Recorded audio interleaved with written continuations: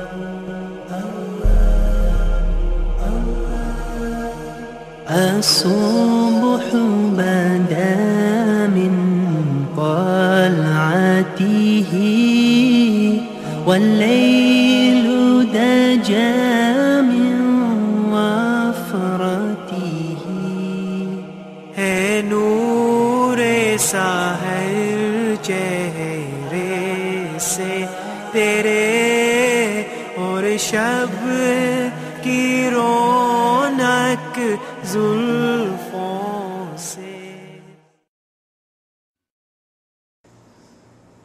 السلام علیکم ورحمۃ اللہ. ان الحمد للہ نحمده ونستعینه ونستغفره ونعوذ باللہ من شرور انفسنا ومن سیئات اعمالنا من يهده الله فلا مضل له ومن يضلل فلا هادي له واشهد ان لا اله الا الله وحده لا شريك له واشهد ان محمدا عبده ورسوله. اما بعد فان خير الحديث كتاب الله وخير الهدي هدي محمد صلى الله عليه وسلم وشر الامور محدثاتها وكل محدثة بدعة وكل بدعة ضلالة وكل ضلالة في النار. برادران اسلام،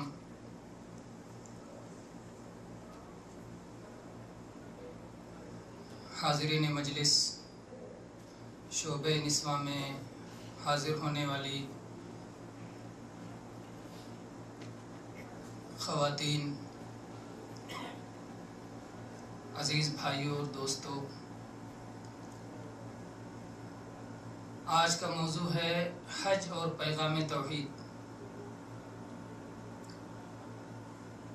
اللہ تبارک و تعالیٰ نے قرآن مجید میں ارشاد فرمایا وَلِلَّهِ عَلَى النَّاسِ حِجُّ الْبَيْتِ مَنِ اسْتَطَاعَ إِلَيْهِ سَبِيلًا وَمَنْ كَفَرَ فَإِنَّ اللَّهَ غَنِيٌّ عَنِ الْعَالَمِينَ.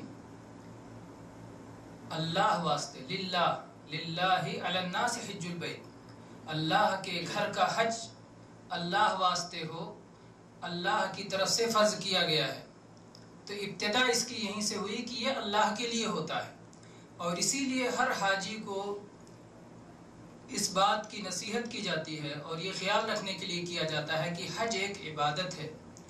حج کوئی تفریح نہیں، حج کوئی پکنک نہیں، حج کوئی سیر سپاٹا نہیں، بلکہ حج ایک عبادت ہے جو خالص اللہ کے لیے ہونا چاہیے.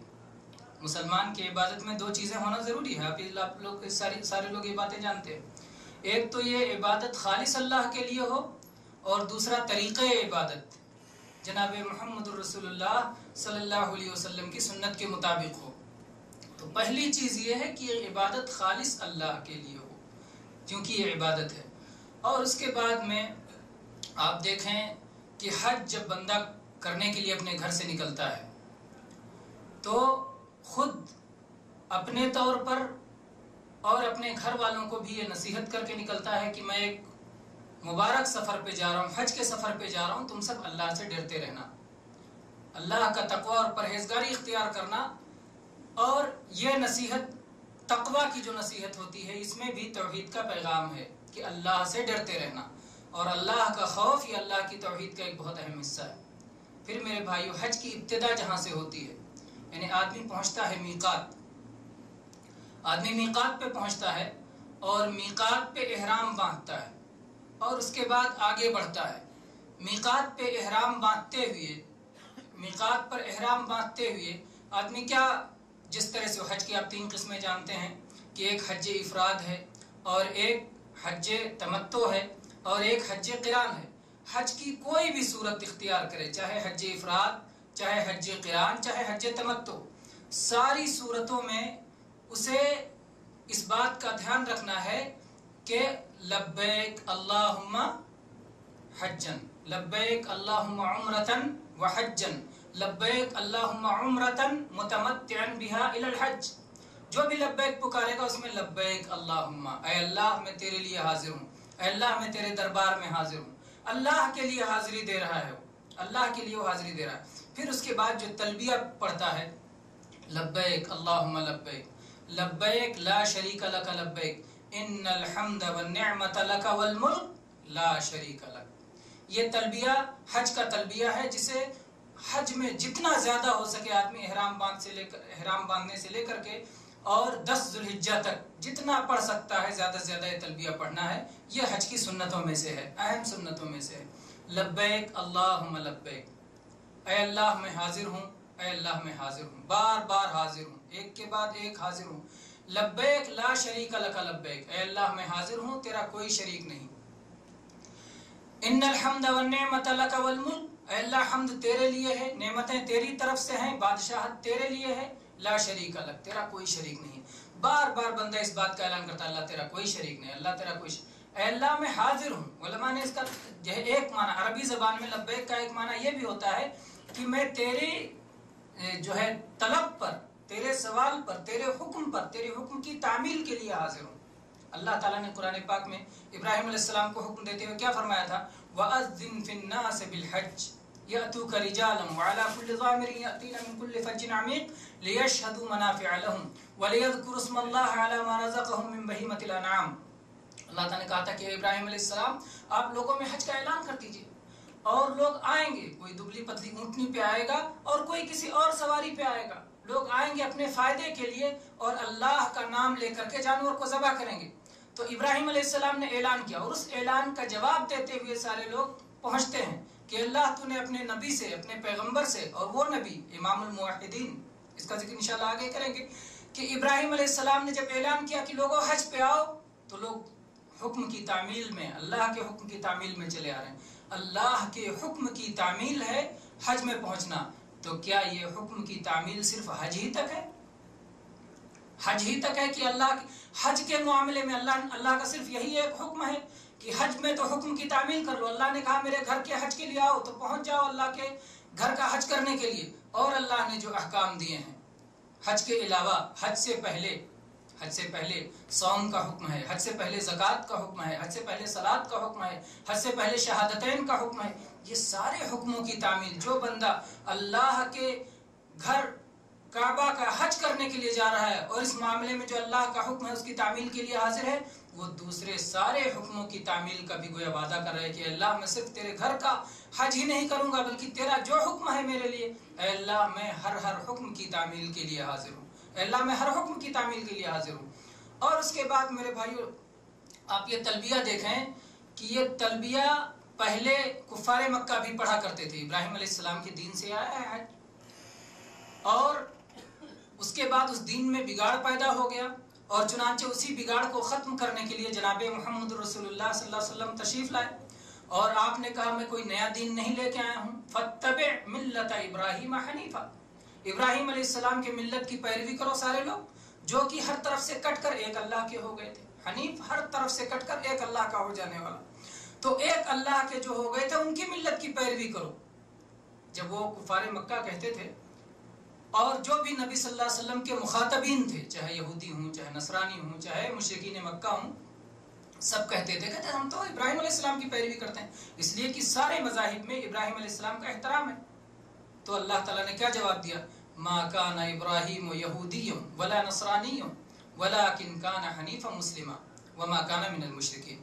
ابراہیم علیہ السلام نہ ہی یہودی تھے، ابراہیم علیہ السلام نہ ہی نصرانی تھے، اور ابراہیم علیہ السلام تو ہر طرف سے کٹ کے اللہ کے یکسو اور مسلمان تھے، فرما بردار تھے، اور وہ مشرکوں میں سے نہیں تھے۔ اور جب دیکھتے ہیں تو شرک سب میں ہے، یہودیت میں شرک ہے، نصرانیت میں شرک ہے، اور مشرکین کا شرک تو سب سے واضح ہے کہ اللہ کا وہ گھر کعبہ جس کا حج کرنے کے لیے آج مسلمان جاتے ہیں، اس گھر کو مکہ کے لوگوں نے، مشرکین نے شرک کا اڈا بنا دیا تھا۔ کتنے بت رکھے تھے اس میں؟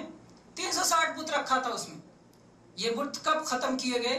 جب جناب محمد رسول اللہ صلی اللہ علیہ وسلم نے مکہ کو فتح کیا سن 8 ہجری میں، تو آپ ایک ایک بت کو اپنی چھڑی کی ٹھوکر سے گراتے جاتے تھے اور صحابہ اٹھا کر کے اسے باہر پھینکتے جاتے تھے، اور آپ پڑھتے جاتے تھے جاء الحق وزهق الباطل ان الباطل کان زہوقا۔ حق آ چکا ہے، باطل مٹ چکا ہے، اور باطل تو مٹنے ہی کے لیے ہوتا ہے، باطل مٹنے ہی کے لیے ہوتا ہے۔ آپ نے دیکھا کہ اس میں ابراہیم علیہ السلام کی بھی مورتی تھی، اسماعیل علیہ السلام کی بھی مورتی تھی، اور ان مورتیوں کے ہاتھ میں تیر تھمائے ہوئے تھے، جس تیر سے وہ قسمت کا حال نکالا کرتے تھے، فال لیا کرتے تھے، شگون لیا کرتے تھے۔ کسی کام کے لیے نکلنا ہوتا تھا تو فال نکالتے تھے کہ میرے لیے اچھا ہوگا، میرے لیے برا ہوگا، یا جو ہے اگر تیسرا فال نکل جاتا جو خالی رہتا تو دوبارہ پھر فال نکالتے تھے۔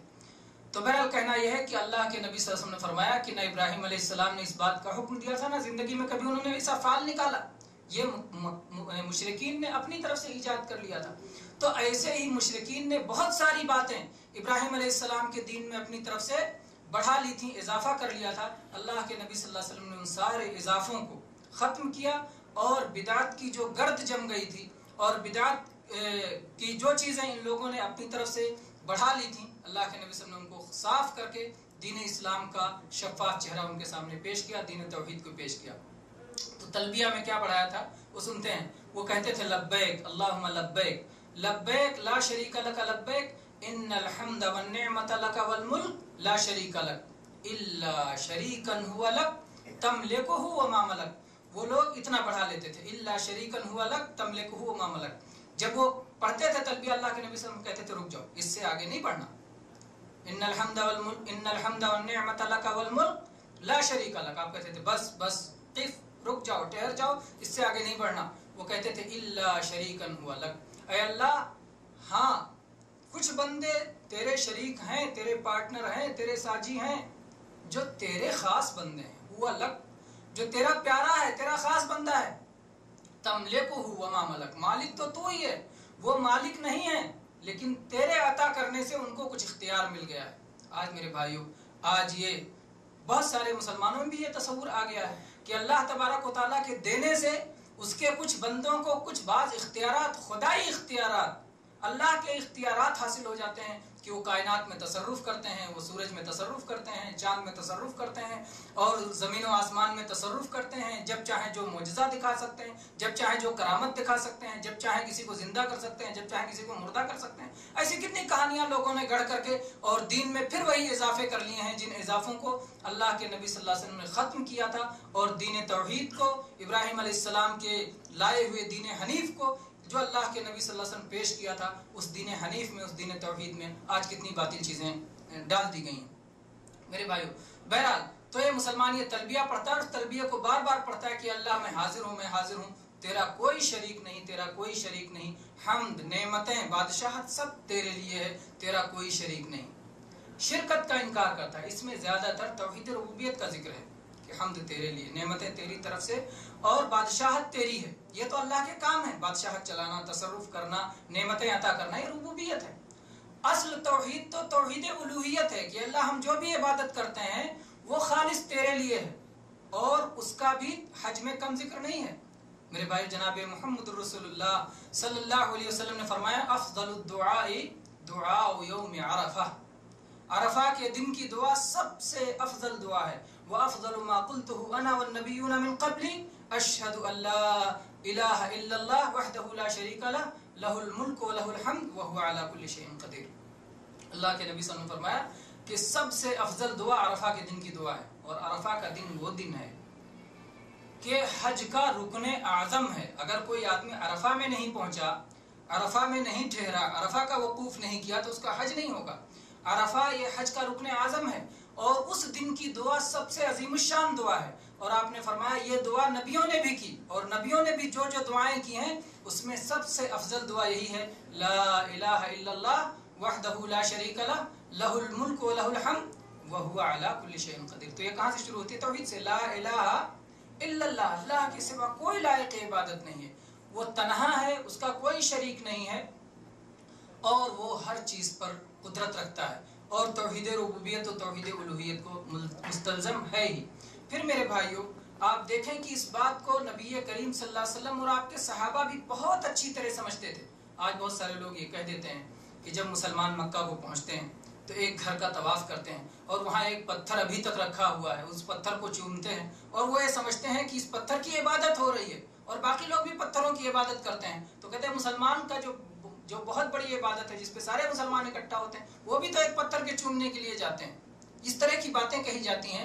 इस बात को उमर रजी अल्लाह अन्हु ने कितना वाज़ेह अल्फाज में उम्मत के सामने जाहिर कर दिया। अल्लाह के नबी करीम सल्लल्लाहु अलैहि वसल्लम तो दिन रात तौहीद सिखाते ही रहे और आपके सहाबा ने भी तौहीद की तालीम में, तौहीद की तबलीग में किसी तरह की कमी नहीं छोड़ी। चुनांचे जब उमर रजी अल्लाह अन्हु ने हजर असवद को बोसा दिया, एक तो उसके नाम ही से जाहिर है कि मुसलमान उसका कितना एहतराम करते हैं। हजर असवद, काला पत्थर, काला पत्थर नाम, काला पत्थर कहते हैं। कोई उसके आगे पीछे लक़ब नहीं लगाता है और ना ही उसको जो है उसके हद से ज्यादा कोई एहतराम दिया जाता है। जो उसका हद है, जो उसको चूमना सुन्नत करार दिया गया इसलिए उसका चूमना सुन्नत है। इस्तिलाम, उसको छू लेना सुन्नत करार दिया गया, उसका छू लेना सुन्नत है। उसकी तरफ इशारा करना सुन्नत करार दिया गया, उसकी तरफ इशारा करके तवाफ़े काबा शुरू किया जाएगा, सुन्नत है। जो जनाब मोहम्मद रसूलुल्लाह सल्लल्लाहु अलैहि वसल्लम ने जो हदबंदियां कर दी हैं उस हद से हम आगे नहीं बढ़ते।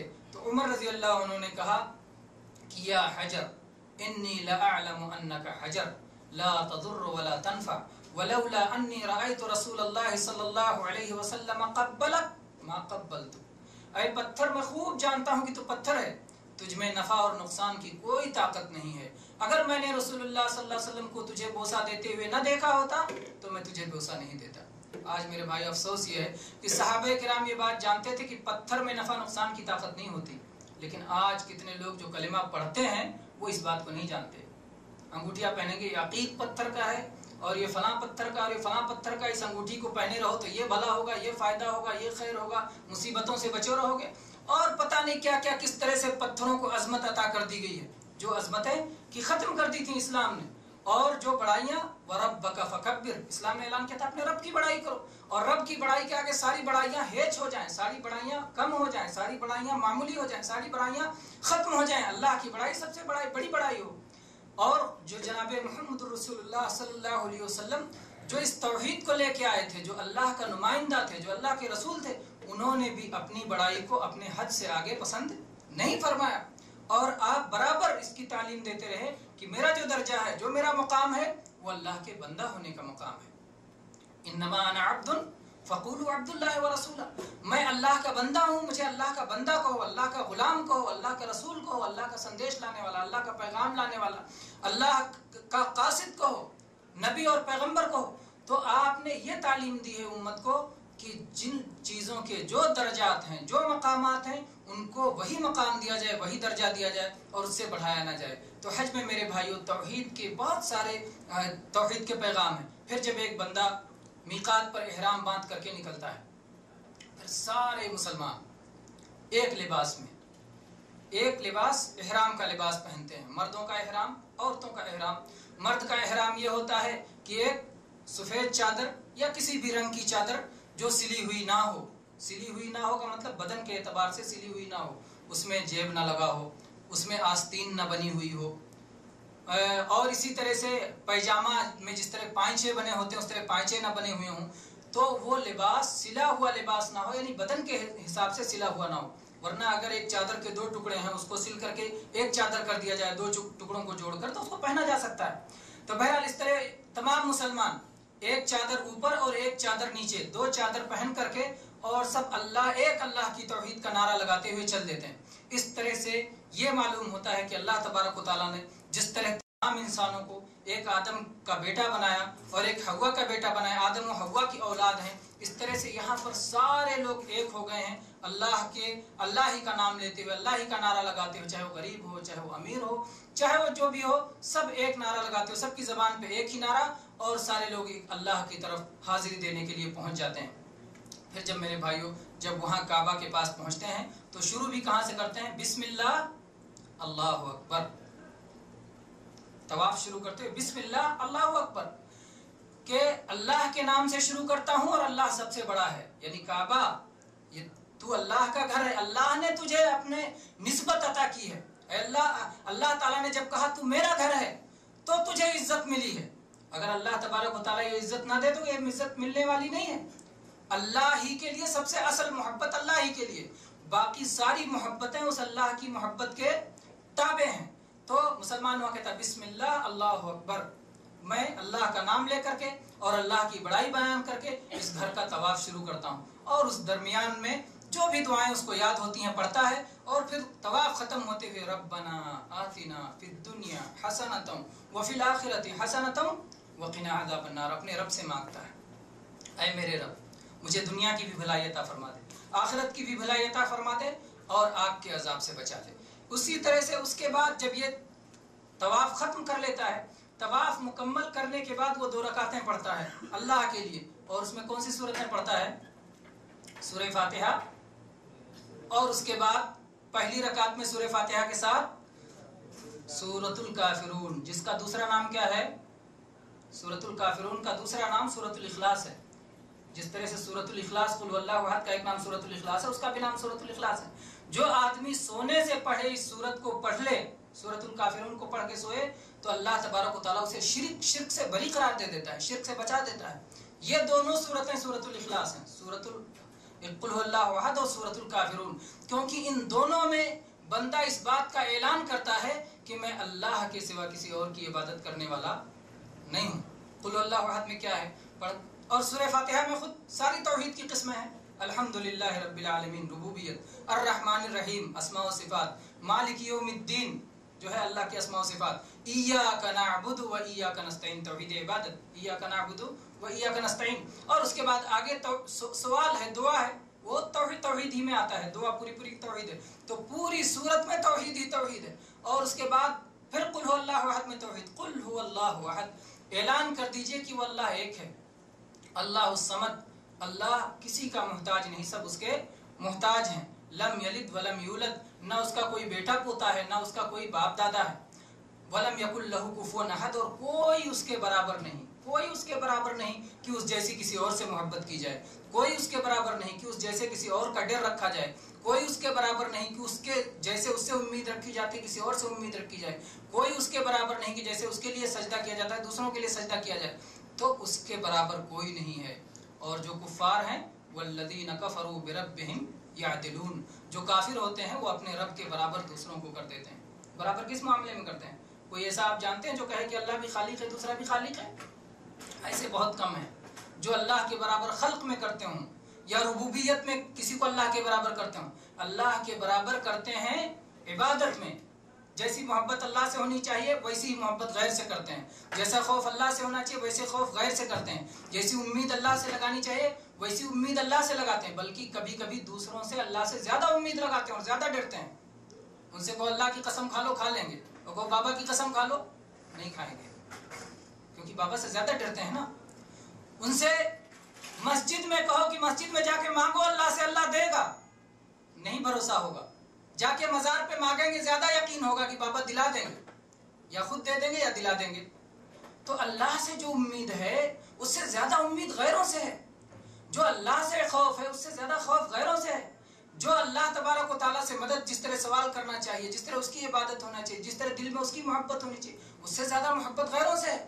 تو یہ سب اس وجہ سے ہے کہ توحید کو نہیں سمجھا گیا، جبکہ توحید کا پیغام ہر عبادت میں ہے، خصوصاً حج کی عبادت میں توحید کا پیغام سب سے زیادہ ہے. بہرحال بندہ پھر سورہ اخلاص، پہلی سورہ اخلاص پڑھ لیتا ہے، قل واللہ احد کی صورت، اور اس کے بعد قل یا ایھا الکافرون کی صورت، جس میں کہتا ہے قل یا ایھا الکافرون، اے اللہ کے نبی صلی اللہ علیہ وسلم کہہ دیجئے. اور پھر آپ کے بعد آپ کی امت بھی کہتی ہے، کہہ دیجئے اے کافرو لا اعبد ما تعبدون، جن کی تم عبادت کرتے ہو ہم ان کی عبادت نہیں کرتے. تو پوری صورت میں اسی بات کو ریپیٹ کیا گیا، اسی کو دہرایا گیا. لکم دینکم ولی دین، آخر میں ہی کہا گیا کہ تمہارا دین تمہارے لیے اور ہمارا دین ہمارے لیے. ہم سے امید یہ نہ رکھو کہ ہم تمہارے ساتھ تمہارے معبودوں کی کبھی عبادت کریں گے، کیونکہ عبادت اللہ کے لیے، اللہ کے ہاں وہی عبادت قبول ہے جو خالص اللہ کے لیے کی گئی. اللہ ملاوٹ کو پسند نہیں کرتا، اللہ خالص چاہتا ہے، بے آمیز. بغیر ملاوٹ کے. اللہ کے نبی صلی اللہ علیہ وسلم نے فرمایا کہ اللہ تعالیٰ فرماتا ہے حدیث قدسی میں آپ نے فرمایا کہ من عمل عملا اشرک فیہ معی غیری ترکتہ وشرکہ انا اغنی الشرکاء عن الشرک. اللہ کے نبی صلی اللہ علیہ وسلم نے فرمایا کہ اللہ تعالیٰ فرماتا ہے میں تمام شرکاء میں شرک سے سب سے زیادہ بے نیاز ہوں, مجھے شرک کی کوئی ضرورت نہیں ہے. اگر کوئی آدمی ایسی عبادت کرتا ہے, وہ میرے لیے بھی کرتا ہے, دوسرے کے لیے بھی کرتا ہے, تو میں پورا دوسرے ہی کو دے دیتا ہوں. مجھے نہیں چاہیے ایسی عبادت جس میں میرے ساتھ غیر کو شریک کیا گیا ہو. تو اللہ تبارک و تعالیٰ وہ ساری عبادتوں کو رد کر دیتا ہے جس میں شرک کی ملاوٹ ہو گئی ہو. اور شرک کی ملاوٹ سے بچانے کے لیے اسی لیے اللہ تعالیٰ نے اپنے نبیوں کو اور خاص طور پہ آخری نبی محمد صلی اللہ علیہ وسلم کو سب کو تنبیہ کی تھی کہ عبادتوں میں شرک نہ آنے پائے, ورنہ شرک سب کو ملیا میٹ کر کے رکھ دے گا. جیسے آپ مال کمائیں اور مال کمانے کے بعد آخر میں ماچس لگا دیں, کیا ہوگا؟ نوٹ رکھے ہوں اس میں ماچس لگا دیں تو کمایا کیا ذرا سب پانی پھر گیا, بیکار ہو گیا سب. یہی معاملہ شرک کا ہے کہ ساری نیکیاں ہیں اور شرک آ گیا تو سب برباد ہو گیا. یہ میری اپنی بات نہیں ہے, یہ اللہ تبارک و تعالیٰ کی بات ہے. اللہ تبارک و تعالیٰ نے اپنے نبیوں کے بارے میں فرمایا وَلَوْ أَشْرَكُوا لَحَبِطَ عَنْهُمْ مَا كَانُوا يَعْمَلُونَ. اگر نبیوں نے بھی کچھ شرک کیا ہوتا تو جو کچھ انہوں نے کیا تھا سب کے سب برباد ہو گیا ہوتا. اور جناب محمد رسول اللہ صلی اللہ علیہ وسلم کے بارے میں فرمایا لَإِنْ أَشْرَكْتَ لَيَحْبَطَنَّ عَمَلُكَ. اے اللہ کے نبی اگر آپ شرک کریں گے تو آپ کا بھی عمل برباد ہو جائے گا. اللہ کے نبی شرک کرتے تھے, کر سکتے تھے؟ معاذ اللہ آپ شرک نہیں کر سکتے تھے. یا آپ کی امت کو تنبیہ کرنے کے لیے آپ کو کہا گیا. اور اسی لیے انبیاء, آپ بتائیں بہت سارے لوگ شرک کی بات کرو مسلمانوں میں, تو کہتے ہیں مسلمانوں میں شرک کی بات کرنے کی کیا ضرورت ہے. آپ سوچئے لقمان علیہ السلام انہوں نے اپنے بیٹے کو نصیحت کی. لقمان علیہ السلام کون تھے؟ مسلمان تھے, بہت بڑے نیک انسان تھے, بعض لوگوں نے تو نبی تک کہا ہے. انہوں نے اپنے بیٹے کو نصیحت کرتے ہوئے کیا کہا؟ یا بنی لا تشرک باللہ ان الشرک لظلم عظیم. اے بیٹے اللہ کے ساتھ شرک نہیں کرنا, شرک سب سے بڑا ظلم ہے. ظاہر بات ہے کہ لقمان علیہ السلام کا بیٹا بھی انہی کے راستے پر ہونے کی ہمیں امید ہے. تو انہوں نے اپنے بیٹے کو, دیندار بیٹے کو, نیک بیٹے کو سمجھاتے ہوئے کہا بیٹے شرک نہیں کرنا. اس لیے شرک سے بار بار تنبیہ کرتے رہنا چاہیے. خود اپنے آپ کو بھی یاد دلانا چاہیے, اپنے ساتھیوں کو بھی یاد دلانا چاہیے, اپنے گھر والوں کو بھی یاد دلانا چاہیے. باپ ہے تو بیٹے کو یاد دلانا چاہیے, بیٹا ہے تو باپ کو یاد دلانا چاہیے. باپ اگر توحید پر ہے, دیکھیے ابراہیم علیہ السلام نے دعا کرتے ہوئے کیا کہا؟ وَجْنُبْنِي وَبَنِيَّ أَن نَعْبُدَ الْأَصْنَامَ. اے اللہ تعالیٰ مجھے بھی اور میری اولاد کو بھی بتوں کی عبادت سے محفوظ رکھنا. یہ کیوں دعا کر گئے اللہ سے کہ اے اللہ ہم نے تو جو کرنا تھا کر لیا, اپنی طاقت بھر ہم اپنی اولاد کو سمجھا چکے ہیں, لیکن اللہ جو ہماری طاقت سے باہر ہے تجھ سے دعا کرے اللہ بچانا بتوں کی عبادت سے, شرک سے محفوظ رکھنا. تو جب انبیاء اور اپنے بارے میں بھی دعا کیا وَجْنُبْنِي مجھے بچانا, وَبَنِيَّ اور میرے بیٹوں کو بچانا. آپ سوچیں کہ جب ابراہیم علیہ السلام کو اپنے بارے میں ڈر لگتا تھا کہ کہیں مجھ سے شرک نہ ہو جائے, تو ہم لوگ کس کھیت کی مولی ہیں. آج توحید کی بات کرو, بہت سارے لوگ کہتے ہیں ہم تو توحید والے خاندان میں پیدا ہوئے, ہمیں تو شرک سے کیا مطلب. نہیں, شرک کہیں بھی آ سکتا ہے, کسی طرح بھی آ سکتا ہے. ایسی چیزوں میں شرک آ جاتا ہے, آدمی جو ہے سمجھتا نہیں کہ یہ بھی کوئی شرکیہ بات ہے. بچوں کو کہانیاں سناتے ہوئے کہتے ہیں کہ کہانی میں بتاتے ہیں کہ جب آپ کوئی بوتل پا جائیں, پرانی بوتل, تو اس میں جن رہتا ہے, اور جب اس کو کھولیں اور جن نکل آئے تو جن سے جو کہو گے وہ پورا کرے گا. یہ کیا ہے؟ شرک نہیں ہے. جن سے جو کہو گے پورا کرے گا, اس کو اختیار, اتنا طاقت آپ نے دے دیا اللہ کی طرف سے کہ جو مانگو ملے گا. آدمی سوچتا نہیں, بیان کر رہا ہے کہانی. اسی طرح سے آپ دیکھیں کارٹون میں بچے کارٹون دیکھ رہتے ہیں ٹی ویوں پر, اور اس میں آتا ہے کہ یہ اسٹار ہے, اسٹار آ گیا, تارا آ گیا. اس تارے کو آپ دیکھو, اس تارے کو دیکھنے کے بعد آپ جو وش کریں گے آپ کو ملے گا. یہ جو تارے کے پوجنے والے ہیں ان باتوں کو عام کرتے ہیں کہ تارے کو دیکھ کر آپ جو وش کرو گے, تمنا کرو گے, آرزو کرو گے, مل جائے گا. وہ تارا دے رہا ہے آپ کو. یہ شرک نہیں ہے تو کیا ہے؟ شرک نہیں ہے. کوئی بھی چیز دیکھ کر کے اگر آپ کے وش کرنے سے فلاں دن آئے گا, وش کرو گے مل جائے گا, یہ شرک ہے. یہ سب شرکیہ چیزیں ہیں. بہت سارے لوگ اس کو نہیں سمجھتے ہیں. میرے بھائیوں اللہ کے سوا کسی میں اللہ کے اذن کے بغیر، اللہ کی اجازت کے بغیر، اللہ تبارک و تعالیٰ کے دیے بغیر، اللہ کے عطا کیے ہوئے بغیر، اللہ کی نوازش کے بغیر کچھ نہیں ہو سکتا ہے، کوئی نہیں دے سکتا، کسی میں کوئی طاقت نہیں. اور ان چیزوں کو اللہ تعالیٰ نے یہ چیز نہیں دی ہے. یہ سورج کے پوجنے والے، تاروں کو پوجنے والے اور چاند کے پوجنے والے ابراہیم علیہ السلام کے زمانے میں تھے. ابراہیم علیہ السلام حج جن کا یادگار ہے اور قربانی جن کی یادگار ہے. ابراہیم علیہ السلام نے کیا کیا؟ اپنی قوم کو سمجھانے کے لیے ابراہیم علیہ السلام نے تاروں کو دیکھا اور کہا کہ یہ تارے میرا رب ہیں. اور اس کے بعد جب چاند نکلا تو کہا ارے چاند تو ان سے بڑا ہے، چاند میرا رب ہے.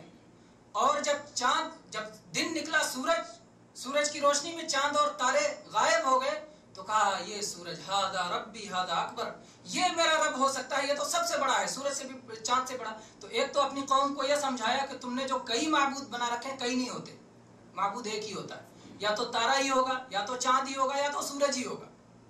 تم نے سب کو معبود بنا رکھا ہے تو معبود کئی نہیں ہوتے، یہ تو ایک سمجھایا. دوسرے یہ سمجھایا کہ جو ہوگا معبود وہ سب سے بڑا، سب سے طاقتور ہوگا. تو سورج سے بڑا، تاروں سے بڑا چاند ہے، اس لیے چاند زیادہ حقدار ہے تارے کے مقابلے میں، اور چاند سے بڑا سورج ہے، اس لیے سورج حقدار ہے چاند کے مقابلے میں. اور جب سورج بھی ڈوب گیا تو کیا فرمایا؟ انی لا احب الآفلین، میں ڈوبنے والوں کو پسند نہیں کرتا. میرا رب کون ہے؟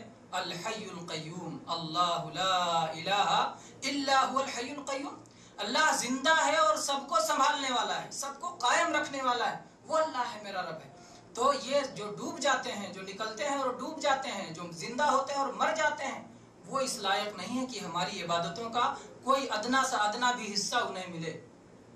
جو زندہ ہوتے ہیں اور مر جاتے ہیں، پیدا ہوتے ہیں اور فنا ہو جاتے ہیں، اور نکلتے ہیں اور ڈوب جاتے ہیں، ایسے لوگ اس کے مستحق نہیں ہیں کہ ہماری عبادت کا کوئی ذرہ بھی انہیں ملے. عبادت پورا کا پورا خالص اللہ کا حق ہے، جو الحی القیوم ہے، زندہ ہے، سب کا سنبھالنے والا ہے، جو العلی العظیم ہے، جو سب سے بلند ہے، سب سے بڑا ہے، وہ ہماری ساری عبادتوں کا حقدار ہے. تو بہرحال ابراہیم علیہ السلام جن کی یہ یادگار ہے حج، وہ امام الموحدین تھے، توحید والوں کے امام تھے. اللہ تبارک و تعالیٰ نے قرآن مجید میں جن الفاظ میں ان کی تعریف کی ہے، اس میں بار بار یہ بات آئی ہے کہ وہ تو حنیف تھے. ان ابراہیم کان امتا قانتا للہ حنیفا ولم یک من المشرکین. ان ابراہیم کان امتا، ابراہیم علیہ السلام امت تھے. امت کا ایک معنی ہوتا ہے امام تھے. امام کے معنی کیا ہوتا ہے؟ پیشوا اردو میں کہہ دیتے ہیں. پیشوا کے معنی کیا ہوتا ہے؟ جو سب سے آگے رہے، باقی لوگ جس کے پیچھے رہے. امام جو آگے رہے، باقی لوگ اس کے پیچھے رہے. تو ابراہیم علیہ السلام ایسے تھے کہ ان کے پیچھے چلنے کے لائق ہے، وہ امام تھے. ہم کو ان کے پیچھے پیچھے چلنا چاہیے، ان کے اسوے پہ چلنا چاہیے. قرآن مجید میں 2 اسوا اللہ تعالیٰ نے پیش کیا ہے، 2 نمونے اللہ تعالیٰ نے دیے ہیں جن کی اتباع کرنی چاہیے. 2 آئیڈیل ہمارے لیے اللہ تعالیٰ نے قرآن مجید میں دیا ہے. ایک تو لقد کان لکم فی رسول اللہ اسوۃ حسنہ، تمہارے لیے اللہ کے رسول محمد صلی اللہ علیہ وسلم میں بہترین اسوہ ہے. اور دوسری جگہ اللہ تعالیٰ نے فرمایا لقد کانت لکم اسوۃ حسنۃ فی ابراہیم والذین معہ. اور کہیں اسوہ کا لفظ نہیں، تیسرے کو نہیں بتایا گیا. لقد کانت لکم اسوۃ حسنۃ فی ابراہیم والذین معہ، تمہارے لیے بہترین اسوہ ہے، بہترین نمونہ ہے ابراہیم علیہ السلام میں اور ابراہیم علیہ السلام کے ساتھیوں میں. والذین قالوا لقومہم انا براء منکم ومما تعبدون من دون اللہ کفرنا بکم وبدا بیننا وبینکم العداوۃ والبغضاء ابدا حتی تؤمنوا باللہ وحدہ. ابراہیم علیہ السلام اور ان کے ساتھیوں میں ہمارے لیے بہترین نمونہ ہے جب انہوں نے اپنی قوم سے کہا کہ ہمارا تم سے اور ہم سے کوئی تعلق نہیں. انا براء منکم ومما تعبدون من دون اللہ، ہمارا تم سے کوئی تعلق نہیں، ہم تم سے بری ہیں، لا تعلق ہیں. اور جن معبودوں کی تم عبادت کرتے ہو اللہ کو چھوڑ کر، ان سے بھی ہم بری ہیں. اور ہم نے تمہاری ساری اس دین کا انکار کر دیا. کفرنا بکم، ہم تمہارے اس دین کا کفر کرتے ہیں، اور ہمارے تمہارے درمیان دشمنی واضح ہے. وبدا بیننا وبینکم العداوۃ والبغضاء، عداوت و دشمنی ہمارے اور تمہارے درمیان بالکل واضح ہے. حتی تؤمنوا باللہ وحدہ، یہاں تک کہ تم ایک اللہ پر ایمان لاؤ. ایک اللہ پر ایمان لاتے ہو، دشمنی محبت میں بدل جاتی ہے، نفرتیں جو ہے محبت اور الفت میں بدل جاتی ہیں. لیکن اگر تم اللہ پر ایمان نہیں لاتے، اللہ کے ساتھ شرک کرتے ہو، کفر کرتے ہو، تو پھر یہ نہ سمجھو کہ ہمارا تم سے دلی تعلق قائم ہو سکتا ہے۔ دلی تعلق ہمیشہ ایمان کے بعد قائم ہوتا ہے۔ اور میرے بھائی اسی کو ولا اور برا کا عقیدہ کہا جاتا ہے کہ اہل ایمان اور اہل توحید سے دوستی اور اہل کفر اور اہل شرک سے دشمنی۔ تو یہ دلی محبت کبھی بھی ہماری ان سے نہیں ہو سکتی ہے جو کہ توحید کو نہ مانتے ہوں، ایمان کو جو ایمان پر نہ ہوں۔ تو ابراہیم علیہ السلام کا اسوہ ہمیں پیش کیا گیا۔ تو میں نے کہا ابراہیم علیہ السلام کو امام بنایا گیا، ابراہیم علیہ السلام کو اکیلے امت قرار دیا گیا، ابراہیم علیہ السلام کو کہا گیا کہ یہ ایسے ہیں کہ ان کے پیچھے چلنا چاہیے۔ ان ابراہیم کان امۃ قانتا للہ، اللہ تعالیٰ کے فرما بردار تھے، حکم کی تعمیل کرتے تھے۔ ان ابراہیم کان امۃ قانتا للہ حنیفا، وہ حنیف تھے، ہر طرف سے کٹ کے ایک اللہ کے ہو گئے تھے۔ ہر طرف سے کیسے کیسے کٹے ان کی زندگی آپ دیکھیں۔ تو ابراہیم علیہ السلام نے اللہ کے لیے اپنے باپ کو چھوڑا، اپنے خاندان کو چھوڑا، اپنے وطن کو چھوڑا، اپنے بیوی بچوں کو چھوڑا، جو بھی چیز اللہ نے ترک کرنے کے لیے کہا انہوں نے ترک کر دیا۔ اللہ کی محبت ان کے ہاں سب سے آگے تھی۔ آج ہماری اپنی حالت کیا ہے میرے بھائی؟ ہماری اپنی خواہش، ہماری اپنی شہوت، ہماری اپنی چاہت، ہمارا اپنا آرام، ہماری اپنی راحت اور ہمارا اپنا مفاد، ہمارا اپنا فائدہ، ہماری اپنی غرض آگے ہوتی ہے۔ اللہ کا حکم پیچھے چلا جائے تو چلا جائے، اللہ کا حکم آگے نہیں ہوتا۔ ابراہیم علیہ السلام نے اپنے باپ کو نصیحت ضرور کی، اپنے کا باپ ان کو کہا یا ابتی لا تعبد الشیطان ان الشیطان کان للرحمن عصیا، اے میرے ابا جان آپ شیطان کی عبادت نہ کریں، شیطان اللہ کا نافرمان ہے۔ باپ نے کیا کہا اتنے پیار سے، باپ کہہ کر کے، یہ نہیں کہ تو میرا باپ نہیں، تو میری بات نہیں مانتا، تو میرے توحید پہ نہیں، بہت پیار سے ابا جان۔ نسب کا رشتہ تو ختم نہیں ہوتا، آدمی چاہے کفر پہ ہو چاہے اسلام پہ ہو، نسب کا رشتہ ختم نہیں ہوتا، باپ باپ رہے گا اگرچہ وہ کافر ہو۔ تو آپ نے کہا اے میرے ابا آپ مسلمان ہو جائیے، آپ اللہ ہی کی عبادت کیجیے، غیر کی عبادت چھوڑ دیجیے، اتنے پیار سے کہا۔ لیکن باپ نے کیا طریقہ اپنایا؟ باپ نے کہا لئن لم تنتہی لأرجمنک، اگر تو اپنی اس بات سے باز نہیں آتا تو میں تجھے رجم کر دوں گا، پتھر سے مار مار کے ہلاک کر دوں گا۔ ابراہیم علیہ السلام باپ کے کہنے سے ڈر گئے اور توحید کو چھوڑ دیا اور توحید کی دعوت چھوڑ دی؟ نہیں چھوڑا، اللہ کا حکم نہیں چھوڑ سکتے تھے باپ کے لیے۔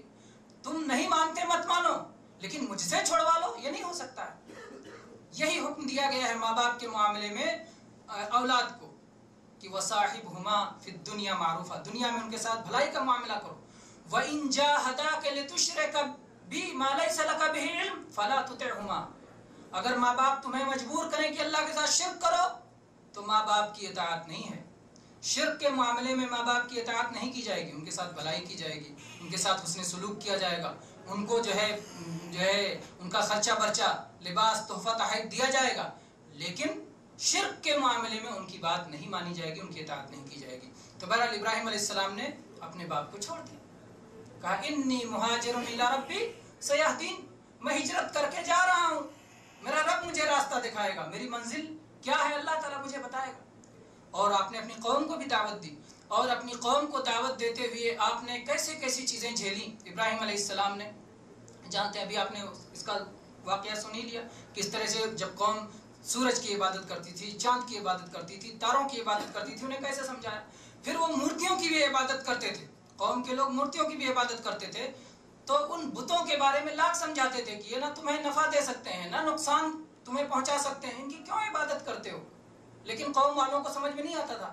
تو ابراہیم علیہ السلام نے کہا تاللہ لاکیدن اصنامکم، اللہ کی قسم میں تمہارے بتوں کے بارے میں ایک تدبیر کروں گا جس تدبیر کی وجہ سے تمہیں سمجھ میں آ جائے گا کہ یہ لائق عبادت نہیں ہے۔ چنانچہ ایک دن میلے کا دن تھا اور وہ لوگ میلے میں چلے گئے۔ ابراہیم علیہ السلام سے جب ان کے دوستوں نے کہا چلو میلے میں، تو ابراہیم علیہ السلام نے کہا انی سقیم، یہ ان 3 جھوٹ میں سے ایک جھوٹ ہے جو اللہ کے نبی صلی اللہ علیہ وسلم نے فرمایا کہ 3 جھوٹ بولا۔ ابراہیم علیہ السلام نے اپنی زندگی میں 3 جھوٹ بولا۔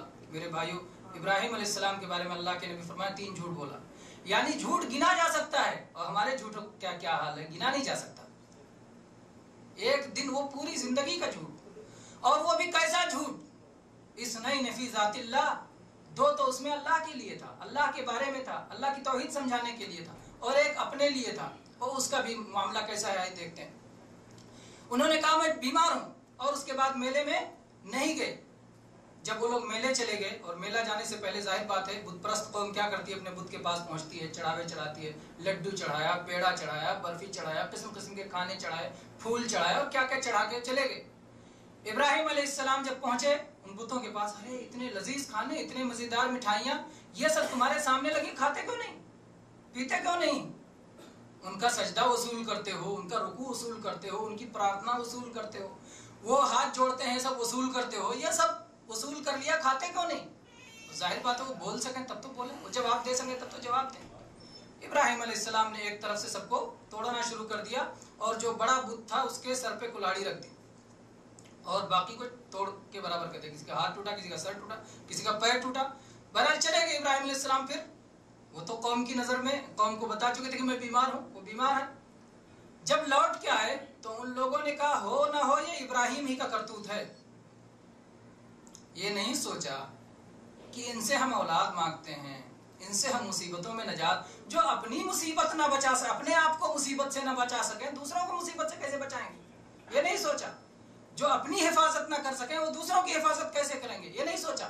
کہا نہیں، ابراہیم کہاں ہے، ابراہیم کو بلایا جائے۔ ابراہیم علیہ السلام کو بلایا گیا۔ ابراہیم علیہ السلام نے کیا کہا، کہا دیکھ رہے ہو اس کے کندھے پہ کلاڑی رکھی ہوئی ہے، اس کو غیرت آ گئی ہوگی کہ اتنے سارے لوگ، سب میں اکیلا ہوتا سب مجھے ملتا، یہ سب بانٹ لیتے ہیں، سب میری مٹھائیاں بٹ جاتی ہیں، میرے جو ہے چڑھاوے بٹ جاتے ہیں۔ اس نے غصے میں آ کے سب کو توڑ دیا ہے۔ بل فعلہ کبیرہم ھذا، جو یہ بڑا ہے نا اسی نے توڑا ہے سب کو۔ تو یہ ابراہیم علیہ السلام کا دوسرا جھوٹ تھا، اس بڑے نے توڑا ہے، اور یہ بھی کب کیا، اللہ کی توحید سمجھانے کے لیے، اللہ کی توحید سمجھانے کے لیے کہا اس بڑے نے توڑا ہے، اور کہا فاسألوہم ان کانوا ینطقون، اگر یہ بول سکتے ہیں تو ان سے پوچھ لو۔ کیا جواب ہوگا کفار کا، ابراہیم تم تو جانتے ہو یہ بول نہیں سکتے، یہ تو جواب نہیں دے سکتے۔ سب کا سر ثم نکسوا علی رؤوسہم، سر تو جھک گئے سب کے، عزت ذلت میں بدل گئی، کچھ بول نہیں سکتے، حجت و دلیل تو ختم ہو گئی۔ جہاں حجت و دلیل ختم ہو جاتی ہے وہاں طاقت کا استعمال ہوتا ہے، تشدد، عنف۔ تو ان لوگوں نے کیا کہا، حرقوہ وانصروا آلہتکم، ابراہیم کو جلا دو، آگ میں ڈال دو اور اپنے معبودوں کی مدد کرو۔ اور اس کے بعد کیا ہوا، ابراہیم علیہ السلام کو آگ میں ڈالا گیا اور اللہ کی رحمت خاصہ نازل ہوئی اور ابراہیم علیہ السلام کا معجزہ ظاہر ہوا۔ اللہ تعالیٰ نے فرمایا یا نار کونی بردم و سلاما علی ابراہیم، اے آگ ٹھنڈی ہو جا، سلامتی والی ہو جا ابراہیم علیہ السلام پر۔ تو میرے بھائیوں اس موقع پر بھی ابراہیم علیہ السلام نے اللہ کی توحید کو زندہ رکھا، اللہ کی توحید کو سمجھانے کے لیے خود کبھی توحید سے نہیں ہٹے، کسی اور کی مدد نہیں چاہی۔ اس موقع پر بھی کیا پڑھا تھا، حسبنا اللہ ونعم الوکیل، قالها ابراہیم علیہ السلام حین القی فی النار، جب ابراہیم علیہ السلام کو آگ میں ڈالا گیا تو ابراہیم علیہ السلام نے کہا تھا حسبنا اللہ ونعم الوکیل، اللہ ہی ہمارے لیے کافی ہے اور وہ سب سے اچھا کام بنانے والا ہے، سب سے اچھا بگڑی بنانے والا، سب سے اچھا کارساز، کشتیوں کو پار لگانے والا، مصیبتوں کو دور کرنے والا، نجات عطا کرنے والا اور ہر شر سے محفوظ رکھنے والا وہ اللہ ہے۔ حسبنا اللہ، اللہ میرے لیے کافی ہے، اللہ میرے لیے کافی، اور کسی سے طلب نہیں کیا۔ ابراہیم علیہ السلام سے پہلے صالحین نہیں گزرے تھے، انبیاء نہیں گزرے تھے، اولو العزم رسول نہیں گزرے تھے، ابراہیم علیہ السلام سے پہلے بہت سے لوگ تھے، لیکن ابراہیم علیہ السلام نے اپنے سے پہلے کسی کا واسطہ نہیں لیا، نہ اپنے باپ آدم علیہ السلام کا واسطہ لیا، نہ پہلے رسول نوح علیہ السلام کا واسطہ لیا، نہ مقرب فرشتے جبریل کا واسطہ لیا۔ حسبنا اللہ، اللہ میرے لیے کافی ہے۔ یہ توحید سکھایا، فاتبع ملت ابراہیم حنیفا، یہ ابراہیم علیہ السلام کی توحید ہے جس پر ہمیں چلنا ہے۔ لقد کانت لکم اسوۃ حسنۃ فی ابراہیم، ابراہیم علیہ السلام میں ہمارے لیے بہترین نمونہ ہے۔ تو وہ توحید نہیں چھوڑنا جس ابراہیم علیہ السلام کو یاد کر کے، جن کی یادگاروں کے طور پر ہم حج کرنے جاتے ہیں، تو یہ توحید جو ابراہیم علیہ السلام سکھا کے گئے ہیں اس کو کبھی نہیں چھوڑنا۔ تو کہنا یہ ہے کہ ابراہیم علیہ السلام نے اللہ کے لیے اپنا وطن چھوڑ دیا، اللہ کے لیے اپنی قوم کو چھوڑ دیا، اللہ کے لیے اپنے گھرانے کو چھوڑ دیا، اللہ کے لیے اپنے باپ کو چھوڑ دیا، اور اللہ کے لیے اپنی زندگی بھی چھوڑنے کے لیے تیار تھے۔ آگ میں ڈالا جا رہا تھا، آگ میں ڈالا جا رہا تھا، لیکن اللہ کے حکم پہ ڈالا گیا تو ڈالا گیا، اللہ نے حفاظت فرمائی۔ بہرحال پھر ابراہیم علیہ السلام نکل گئے، اپنی قوم کو چھوڑ کر کے، اور جا رہے تھے، راستے میں ایک ظالم بادشاہ رہتا تھا. اللہ کے نبی صلی اللہ علیہ وسلم نے فرمایا تیسرا جھوٹ، 2 جھوٹ تو ہو گیا، میں بیمار ہوں، بڑے نے توڑا ہے، اور تیسرا جھوٹ یہ بتایا کہ ابراہیم علیہ السلام گزر رہے تھے تو راستے میں ایک ظالم بادشاہ تھا. وہ بادشاہ کوئی بھی حسین و جمیل لڑکی دیکھتا تھا، خواہش پرست بادشاہ تھا، تو اس کو اپنے قبضے میں کر لیتا تھا. سارہ علیہ السلام بے مثال حسن و جمال اللہ کا دیا ہوا، اس نے دیکھا اور اس نے طلب کر لیا. ابراہیم علیہ السلام سے پوچھا یہ کون ہے؟ کہا کہ یہ میری بہن ہے. تو یہ تیسرا جھوٹ تھا کہ یہ میاں بیوی تھے، بھائی بہن نہیں تھے. لیکن ابراہیم علیہ السلام نے کیا کہا کہ ایمان والے انما المؤمنون اخوہ، ایمان والے آپس میں بھائی بھائی ہوتے ہیں. اگر مرد ہیں تو بھائی بھائی، اگر مرد عورت ہیں تو بھائی بہن. اور زمین پر اس وقت یہی 2 ایمان والے تھے، ابراہیم علیہ السلام اور سارہ علیہ السلام. تو یہ ایمانی رشتہ تھا جس کا انہوں نے ذکر کیا کہ یہ میری بہن ہے، یہ ایمان کے اعتبار سے میری بہن ہے. وہ پوچھ رہا تھا نسبی رشتہ اور آپ نے ذکر کیا ایمانی رشتہ، ہے نا. اس کے سوال کے حساب سے جواب غلط تھا، لیکن ان کے کہنے کے حساب سے غلط نہیں تھا. تو حقیقت میں جھوٹ نہیں تھا، لیکن سننے کے اعتبار سے جھوٹ تھا. اللہ کے نبی صلی اللہ علیہ وسلم نے فرمایا کہ یہی 3 جھوٹ ابراہیم علیہ السلام نے زندگی میں بولا. بہرحال پھر وہ جو ہے اندھیرے جب بند کمرے میں سارہ علیہ السلام کو لے گیا. قصہ آپ جانتے ہیں کہ کس طرح سے جب اس نے دست درازی کی کوشش کی، ہاتھ بڑھانے کی کوشش کی، اللہ تبارک و تعالیٰ کا عذاب آ گیا اور اس کا ہاتھ شل ہو گیا، اور اس کے بعد وہ گڑ گڑانے لگا. سارہ علیہ السلام نے دعا کی، اللہ تعالیٰ نے اس کو شفا عطا فرما دی. پھر جو ہے اس نے دوبارہ ہاتھ بڑھایا. اور انسان کی یہ حالت ہے، مصیبت میں آتا ہے اللہ کو یاد کرتا ہے، توبہ کرتا ہے، اور اس کے بعد جیسے مصیبت دور ہو جاتی ہے پھر اپنی سرکشی پہ اتر آتا ہے، پھر اپنی نافرمانیوں پہ اتر آتا ہے. پھر دوبارہ اس نے یہی کیا کہ پھر اس نے ہاتھ بڑھایا اور اس کے بعد میں پھر اس کا ہاتھ شل ہو گیا. پھر انہوں نے دعا کی، ٹھیک ہو گیا. پھر تیسری بار ہاتھ بڑھایا، پھر اس کا ہاتھ شل ہو گیا اور پھر انہوں نے دعا کی، ٹھیک ہو گیا. اس کے بعد میں باہر نکل کے کیا کہتا ہے کہ شیطان کو پکڑ کے لے آئے ہو میرے پاس. انما اتیتمونی بشیطان، تم لوگ شیطان کو میرے پاس پکڑ کے لائے ہو. حالانکہ حقیقت میں دل میں کیا تھا؟ شیطان ہے کہ اللہ والی بندی ہے، نیک بندی ہے. کیونکہ بار بار ہاتھ شل ہوتا رہا اور ان کی دعا سے ہاتھ ٹھیک ہوتا رہا، تو اس کو دل میں پورا اقرار تھا کہ اللہ کی نیک بندی ہے، میں اس کو نقصان نہیں پہنچا سکتا ہوں. لیکن زبان سے اعتراف نہیں. دل میں اعتراف ہے لیکن زبان سے اعتراف نہیں. یہ اہل شرع ایسے ہی کرتے ہیں. کہا کہ تم تو شیطانہ کو پکڑ کے لے کر آئے ہو، حالانکہ دل میں وہ جانتا تھا کہ اللہ کی بہت بڑی نیک اور پارسا بندی ہے کہ جس پر مجھے قبضہ نہیں ملا. اور اس کے بعد اس نے اپنی بیٹی ہاجرہ علیہ السلام کو ان کی خدمت میں دے دیا. جب وہ لوٹی ابراہیم علیہ السلام کے پاس، جو کہ وضو کر کے صلاۃ پڑھ رہے تھے اور اللہ سے صلاۃ کے ذریعے اللہ کی مدد حاصل کر رہے تھے، ابراہیم علیہ السلام نے پوچھا کہ کیا ہوا؟ تو انہوں نے کہا رد اللہ کید الکافر واخدمنی ہاجر، کہ اللہ تبارک و تعالیٰ نے کافر کی چال کو ختم کر دیا اور مجھے خدمت کے لیے ہاجرہ بھی مل گئی. بہرحال پھر آگے جو ہے یہ قصہ رہا کہ ابراہیم علیہ السلام نے 3 جھوٹ اپنی زندگی میں بولے. بہت سارے لوگ اس حدیث کا انکار کر دیتے ہیں، ارے ایک نبی کے بارے میں ایسی بات کہ نبی نے جھوٹ بولا اس لیے اس حدیث کو ہی نہ مانو. جبکہ حدیث کہاں ہے؟ یہ صحیح بخاری میں. اگر اس طرح عقل کی قینچی چلائی گئی تو قرآن بھی سلامت نہیں رہے گا. قرآن کی جو بات عقل میں نہیں آئی فوراً انکار کر دیں گے. عقل میرے بھائیو، ہماری جتنی طاقتیں ہیں سب لمیٹڈ ہیں، محدود ہیں. آپ کی آنکھ کی طاقت ہے، ایک خاص حد تک آپ دیکھ سکتے ہیں. سننے میں ایک خاص مسافت کی آواز سن سکتے ہیں. سونگھنے میں ایک خاص مسافت کی چیز سونگھ سکتے ہیں، اس سے زیادہ نہیں. ایسے ہی دماغ اور عقل بھی ایک خاص دائرے میں سوچ سکتی، اس کے آگے نہیں. تو جب نبی کریم صلی اللہ علیہ وسلم سے یہ بات ثابت ہو گئی اور صحیح سند سے ہم تک پہنچ گئی تو ہم اس پر ایمان رکھتے ہیں. ہم اس پر ایمان رکھتے ہیں. اللہ کے نبی نے جو لفظ کہا اس لفظ پر اسی اعتبار سے ہم بیان کرتے ہیں. کہ بہت سارے لوگ اللہ کے بارے میں کتنی چیزیں قرآن پاک میں آئی ہیں ان کی عقل میں نہیں آتی، اس لیے انکار کر دیتے ہیں. کہتے ہیں اللہ غصہ کیسے ہوگا؟ غصہ تو انسان ہوتا ہے. کہیں گے اللہ خوش کیسے ہوتا ہے؟ اللہ ہنستا کیسے ہے؟ حدیث میں آیا اللہ ہنستا ہے. تو اللہ انتقام کیسے لیتا ہے؟ قرآن پاک میں اللہ نے کہا فلما آسفونا انتقمنا منہم، جب مجھے غصہ دلایا میں نے انتقام لیا. کہتے ہیں انتقام تو انسان کا کام ہے، اللہ کیسے لے؟ تو قرآن کا انکار کر دیتے ہیں. تو میرے بھائیو یہ انکار کی وجہ یہ ہے کہ انہوں نے اپنی عقل کو اپنی عقل کے دائرے سے باہر استعمال کیا. عقل کو عقل کے دائرے سے باہر استعمال. اگر عقل کے دائرے میں استعمال کرتے عقل کو تو وہ کبھی انہیں نقصان نہیں پہنچا سکتی.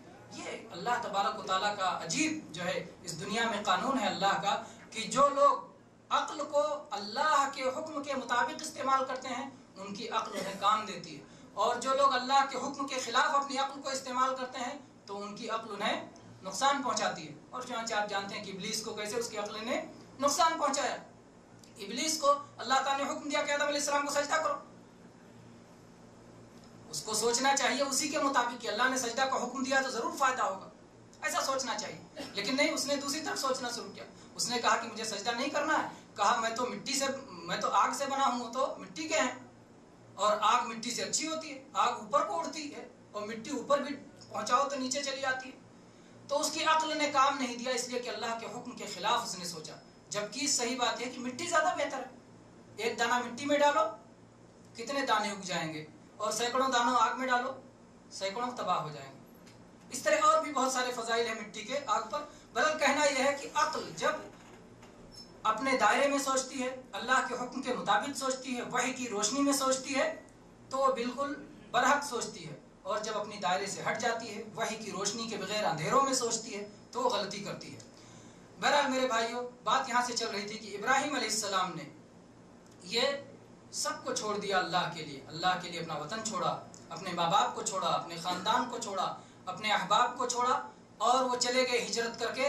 اور وہاں جب پہنچے اور اللہ کا حکم آیا کہ اپنی بیوی ہاجرہ کو اور اپنے بیٹے اسماعیل کو بھی چھوڑ دو، اپنے سے دور کر دو، اور ایسی جگہ لے جا کے بسا دو کہ جہاں ریت ہی ریت ہے، نہ انسان ہے وہاں، نہ انسانوں کے کھانے پینے کی کوئی چیز ہے، نہ آب و دانہ ہے، نہ گھاس ہے، نہ پیڑ پودے ہیں، کچھ نہیں ہے.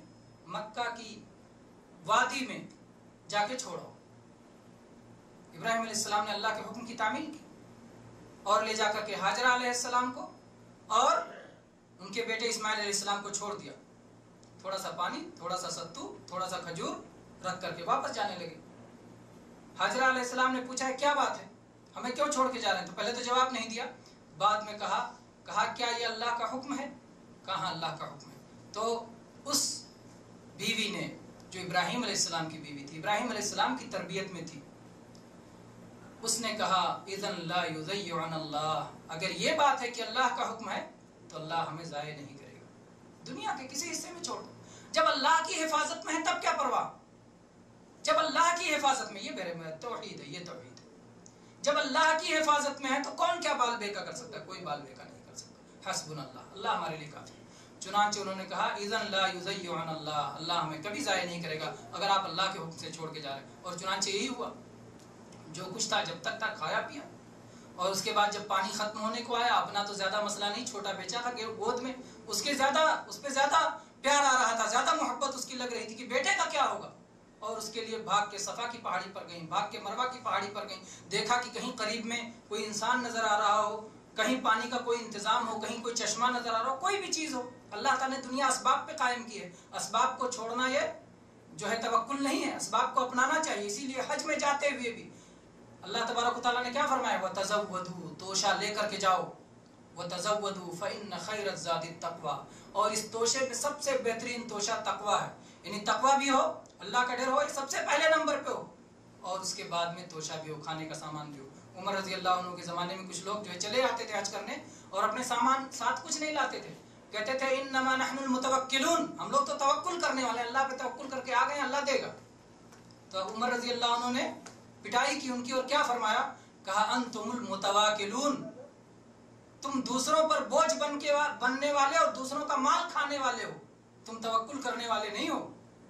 اللہ تعالیٰ آسمان سے سونے اور چاندی نہیں برساتا ہے. اللہ تبارک و تعالیٰ نے اسی دنیا میں ذرائع اور اسباب بنائے ہیں جس کی بنیاد پر غذا ملتا ہے، خوراک ملتی ہے. تو یہ صحابہ کرام کی سوچ نہیں تھی کہ چل پڑو حج کرنے اور اپنے پاس کوئی تیاری نہ ہو. پوری تیاری، دنیاوی اسباب اختیار کر لینا چاہیے، اور دنیاوی اسباب کے اختیار کرنے کے بعد اللہ پہ بھروسہ کرنا چاہیے. اسباب کو چھوڑ دینا عقل کا فطور ہے، اور اللہ پہ توکل کو چھوڑ دینا فہم شریعت کا فطور ہے، عقیدہ کی کمی کا فطور ہے. تو دونوں چیزیں، نہ عقل کا فطور ہونا چاہیے کہ اسباب چھوڑ دیں، اور نہ اللہ پر توکل چھوڑنا چاہیے کہ دین کا فطور. نہ دین کا فطور ہو، نہ عقل کا فطور ہو، اسباب کو بھی اختیار کیا جائے. اور چنانچہ قرآن پاک میں یہ اللہ کا طریقہ ہے. اللہ تعالیٰ نے کیا کہا اپنے نبی کریم صلی اللہ علیہ وسلم کے بارے میں؟ وَشَاوِرْهُمْ فِي الْأَمْرِ فَإِذَا عَزَمْتَ فَتَوَكَّلْ عَلَى اللَّهِ کہ اے اللہ کے نبی صلی اللہ علیہ وسلم کوئی معاملہ ہو صحابہ کرام سے مشورہ کیجیے، مشورہ یہ دنیا کا سبب ہے، فَإِذَا عَزَمْتَ فَتَوَكَّلْ عَلَى اللَّهِ، اور جب آپ عزم کر لیں کسی بات کا تو اللہ پہ بھروسہ کریں، اللہ پہ بھروسہ کریں۔ تو مشورہ یہ دنیاوی اسباب کا اختیار ہے، اور توکل علی اللہ، توکل علی اللہ یہ توکل ہے، یہ اسباب کے ساتھ ہونا چاہیے۔ تو بہرحال میں بات یہاں چل رہی تھی کہ اسباب ابراہیم علیہ السلام کے پاس جو کچھ میسر تھا وہ دے گئے تھے، اور اس کے بعد خدیجہ رضی اللہ عنہا نے اسباب کو تلاش کیا۔ اسباب کو تلاش کرنے کے بعد کچھ آواز آئی تو انہوں نے کہا کہ ہے تمہارے پاس کچھ تو ظاہر ہو۔ وہ پتہ چلا اللہ تعالیٰ نے جبریل علیہ السلام کو بھیجا تھا، انہوں نے اپنا پر مارا اور اسماعیل علیہ السلام نے اپنا پیر پٹکا، روتے ہوئے پیر پٹکا، اور وہاں سے چشمہ پھوٹ نکلا پانی، اور ایسا پانی جو کھانے کا بھی کام دیتا ہے اور پینے کا بھی کام دیتا ہے۔ طعام طعمن و شفاء سقمن، یہ کھانے والے کے لیے غذا بھی ہے اور بیماروں کا علاج بھی ہے، بیماری کا علاج بھی ہے۔ بہرحال زبردست پانی نکلا، اور ماں نے سوچا روک لیں چاروں طرف سے، اٹھا کر کے جلدی جلدی مڈیر بنایا اور پانی کو روکا، کہا زم زم رک جا رک جا رک جا، یہ سوچ رہی تھی کہ ایسا نہ ہو بہہ کے دور چلا جائے پھر ہمارے لیے نہ رہے۔ تو اللہ کے نبی صلی اللہ علیہ وسلم فرمایا رحم اللہ ام اسماعیل لو ترکت لکان عینا معینا، اللہ تبارک و تعالیٰ اسماعیل علیہ السلام کی ماں پہ رحم فرمائے، اگر انہیں چھوڑ دیا ہوتا تو یہ زبردست چشمہ ہوتا جو جاری رہتا۔ بہرحال اللہ تعالیٰ نے یہ مقدر کیا تھا اور ایسے ہی ہونا تھا، اور چنانچہ ایسے ہوا، اور زمزم کا کنواں اس جگہ موجود ہے، اور آج آپ دیکھ رہے ہیں کہ کس طرح سے آج بھی وہ اتنا زبردست چشمہ ہے کہ ساری دنیا پی رہی ہے، ساری دنیا لے کر کے جا رہی ہے، لیکن کبھی کمی نہیں ہونے آتی، کبھی کمی نہیں ہونے پاتی ہے، اور یہ زمزم کا چشمہ آج بھی جاری ہے۔ اور بہرحال تو یہ زمزم کا چشمہ پیدا ہو گیا، اور اس کے بعد میں پھر وہاں اور لوگ آ کر کے بس گئے۔ پھر ابراہیم علیہ السلام اپنی اس جو ان کو چھوڑ کر گئے تھے ان کی نگرانی کے لیے آیا بھی کرتے تھے۔ نبی کریم صلی اللہ علیہ وسلم نے 2 دفعہ آنے کا تذکرہ فرمایا حدیث میں، اور ایک تو یہ آپ نے بتایا کہ ابراہیم علیہ السلام آئے اس وقت جبکہ ان کی شادی ہو چکی تھی، اور اس کے بعد وہ قصہ جانے دیتے ہیں، قصے کو آگے بڑھتے ہیں کہ کس طرح سے ابراہیم علیہ السلام کو نصیحت کی اور اسماعیل علیہ السلام کو نصیحت کی، اسماعیل علیہ السلام نے ان کی نصیحت کو قبول کیا۔ اور اسی طرح سے قرآن پاک میں جس بات کا ذکر ہے اسماعیل علیہ السلام کے ذبح کیے جانے کا ذکر ہے، یہ بھی اللہ کی توحید کا پیغام ہے، اللہ کی توحید کا پیغام ہے کہ اللہ کے نام پر اپنے بیٹے کو جب اللہ نے کہا کہ ذبح کر دو، یا بنی انی اری فی المنام انی اذبحک فانظر ماذا تری، اے بیٹے میں دیکھ رہا ہوں خواب میں کہ میں تمہیں ذبح کر رہا ہوں، تم کیا خیال ہے تمہارا؟ بیٹے نے کہا یا ابت افعل ما تؤمر، اے میرے باپ آپ کر گزریے جس کا آپ کو حکم ہے۔ بیٹا جانتا تھا کہ خواب نہیں ہے، یہ حکم ہے۔ یا ابت افعل ما تؤمر، نبی کا بیٹا تھا، سمجھتا تھا، کہا کہ ابا جان آپ کو کر گزریے جس کا آپ کو اللہ کی طرف سے حکم ملا ہے۔ چنانچہ ابراہیم علیہ السلام نے اللہ کے نام پہ ذبح کر دیا، اور اللہ نے حفاظت کی۔ وہ پہلے سے نہیں جانتے تھے کہ ذبح کا ناٹک ہوگا نعوذ باللہ اور بچ جائیں گے نعوذ باللہ، وہ پوری طرح سے ذبح کے لیے تیار تھے اور ذبح کر رہے تھے۔ بہت سارے لوگ جو کہتے ہیں نبی غیب جانتے ہیں، اگر غیب جانتے اور پہلے سے جانتے کہ میرا بیٹا تو ذبح نہیں ہوگا تو امتحان کیا رہ گیا؟ تو یہ بات بالکل غلط ہے کہ نبی غیب جانتے ہیں۔ کوئی نبی غیب نہیں جانتا، نہ صالحین غیب جانتے ہیں، نہ سید الانبیاء محمد صلی اللہ علیہ وسلم غیب جانتے ہیں۔ غیب جاننا صرف اللہ کا خاصہ ہے، اور اللہ تعالیٰ جتنا دیتا ہے اتنا پاتے ہیں، جب چاہتا ہے تو اللہ بتا دیتا ہے، جب چاہتا ہے نہیں بتاتا ہے۔ چنانچہ بہت سارے معاملوں میں اللہ نے بتا دیا تو جان گئے، اور نہیں بتایا تو نہیں پتا چلا، یہ سب اللہ کے بتانے سے ہوتا ہے۔ تو بہرحال ابراہیم علیہ السلام نے اپنے بیٹے کو ذبح کیا، اور اس قربانی کو قیامت تک کے لیے رکھ دیا گیا۔ حاجی کو بھی اگر وہ حج قران کر رہا ہے، حج تمتع کر رہا ہے، تو اس پر قربانی دینا فرض ہے، ضروری ہے قربانی دینا۔ اور اگر حج افراد کر رہا ہے تو قربانی دینا سنت ہے، نفل ہے، اگر دے گا تو ٹھیک، نہیں دے گا تو کوئی بات نہیں۔ لیکن حج قران کرنے والے کے لیے اور حج تمتع کرنے والے کے لیے قربانی دینا ضروری ہے۔ اور قربانی دینے میں جانتے ہیں قربانی بھی کس لیے ہوتی ہے؟ اللہ کے لیے۔ اور قربانی ذبح کرتے ہوئے کیا پڑھتے ہیں؟ بسم اللہ اللہ اکبر، بسم اللہ اللہ اکبر۔ ایک صاحب نے اپنی تقریر میں کہا ہے کہ جہاں بھی اللہ کا ذکر ہے وہاں رسول کا ذکر ہے، صرف ذبح کے وقت اللہ کا ذکر ہے، رسول کا ذکر نہیں۔ یہ ان کی بات یہ بھی غلط ہے، یہ بات غلط ہے۔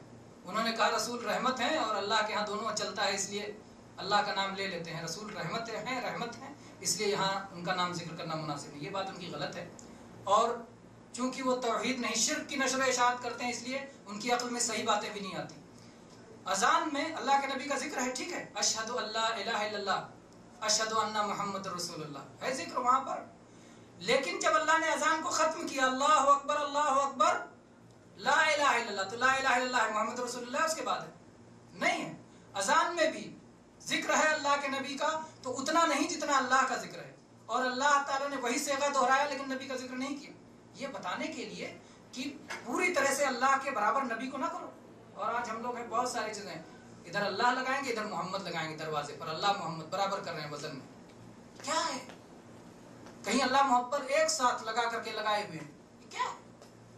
اللہ کی توحید کو سمجھو. اللہ سب سے اوپر، اللہ سب سے بڑا. اللہ کے نبی نے اللہ کی بڑائی سب سے زیادہ رکھی، اور اللہ کے نبی نے اتنا بھی برداشت نہیں کیا. ایک شخص نے آ کے کہا ماشاء اللہ وشئت، جو اللہ چاہے اور آپ چاہیں. اللہ کے نبی صلی اللہ علیہ وسلم فرمایا نہیں، قل ماشاء اللہ وحدہ، یہ کہو جو صرف اللہ چاہے، جو صرف اللہ چاہے وہ ہوگا، میرے چاہنے سے نہیں ہوگا. اللہ کے نبی صلی اللہ علیہ وسلم نے ایسی توحید سکھائی ہے میرے بھائی. کبھی آپ نے اس بات کو برداشت نہیں کیا کہ جو ہے توحید کے معاملے میں کمی کی جائے.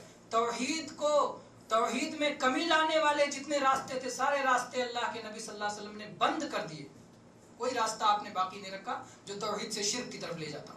بہرحال میں کہہ رہا تھا، بات یہاں سے چل رہی تھی کہ جو ذبح کرے وہ اللہ کا نام لے کر ذبح کرے. بسم اللہ اللہ اکبر یہ کہہ کر کے اللہ اکبر کہہ کے ذبح کیا جائے گا.